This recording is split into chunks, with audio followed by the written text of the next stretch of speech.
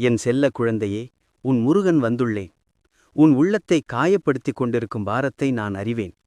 நீ நம்பிய நண்பர்கள், உறவினர்கள், அருகில் வந்து சிரித்து பேசியவர்கள் மற்றும் பண விவகாரங்களில் உன்னை ஏமாற்றி உன் நற்குணத்தையே பயன்படுத்திக் கொண்டவர்கள் என அவர்கள் செய்த துரோகங்கள் அனைத்தையும் நான் பார்த்து கொண்டுதான் இருக்கிறேன். உன் மனம் உடைந்திருந்த போதிலும் நான் முருகன் உன் பக்கத்தில் நிற்கிறேன். உனக்கு துரோகம் செய்தவர்கள் நீ வருத்தப்படும் அளவிற்கு தகுதியானவர்கள் அல்ல என்பதை புரிந்துகொள்.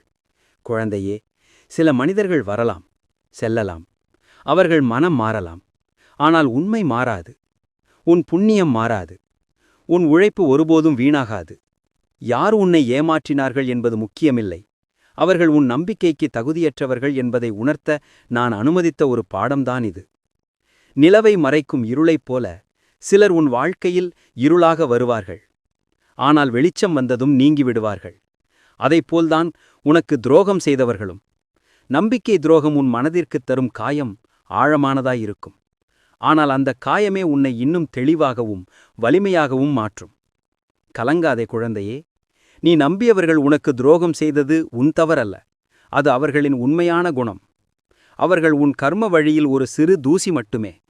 ஆனால் உன் மனமோ மலையின் உயரத்துக்கு சமமானது. செல்வமே, பிறருக்கு சிறிதும் தீமை இழைக்காத தூய ஆன்மா நீ. அதனால்தான் இந்த துரோகத்தை உன்னால் தாங்கிக் கொள்ள முடியவில்லை. உனக்கு நான் சொல்ல விரும்புவது ஒன்றுதான். உன்னை விட்டுச் சென்றவர்கள் உன் நம்பிக்கைக்கு தகுதியற்றவர்கள். அவர்களால் உன் எதிர்காலம் ஒரு துளியும் பாதிக்கப்படாது. அவரவர் செய்த கர்ம பலன்களை அவரவர்தான் அனுபவிக்க வேண்டும். உனக்கு துரோகம் செய்தவர்களை நான் கண்டுகொள்ளவில்லை என்று மட்டும் நினைக்காதே. நிச்சயம் அதற்கான தண்டனையை நான் அவர்களுக்கு வழங்குவேன். உன் நம்பிக்கையை பறிக்கப்பட்டவர்களால் உன் மனதில் தீராத வலி உள்ளது. சற்று அமைதியாய் அமர்ந்து உன் மனதை நிலைநிறுத்து. உனக்கு வலியை தரும் அந்த நினைவை கடந்து செல்ல முயற்சி செய் குழந்தையே.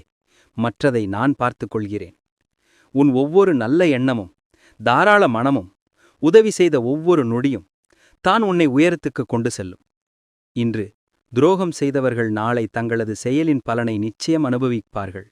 என் செல்ல குழந்தையே, உன் விதியை அமைப்பவன் நான். உன் எதிர்காலம் அவர்களின் கைகளில் இல்லை, என் கையில் உள்ளது. அவர்கள் ஒரு கதவை மூடினாலும் நான் உனக்காக 10 கதவுகள் திறப்பேன். ஒரு மரம் காற்றினால் சில கிளைகளை இழந்தால் அந்த மரம் பலவீனமடையாது. அதுபோல நீ சில உறவுகளை இழந்தது உன்னை வீழ்த்துவதற்கல்ல, உன்னை வலிமைப்படுத்தத்தான்.